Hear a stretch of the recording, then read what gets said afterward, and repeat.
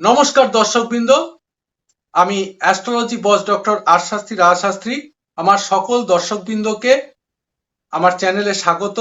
আজকে 25শে ডিসেম্বর বড়দিন। আজকে যিশু খ্রিস্টের জন্মদিন।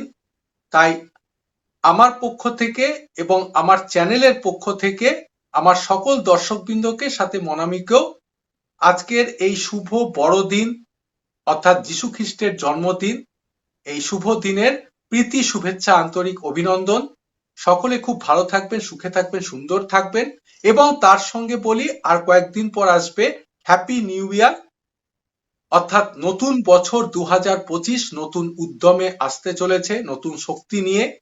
তাই এর সাথে আপনাদেরকে নতুন বছরের শুভেচ্ছা বার্তা জানাই এবং আজকের এই বড়দিনে আপনারা খুব আনন্দ করুন।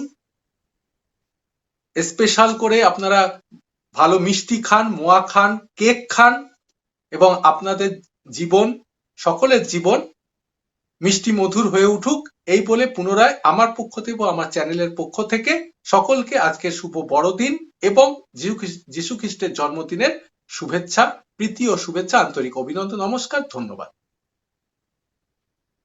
নমস্কার, আরএসটিভি লাইভের সমস্ত দর্শক বন্ধুদের অনেক অনেক অনেক শুভেচ্ছা 25শে ডিসেম্বর বড়দিনে। আজ যীশু খ্রিস্টের জন্মদিন, বছরের ভীষণ শুভ একটা দিন, বছরের একদম শেষ পর্যায়ে এসে আনন্দ ভরা একটা দিন।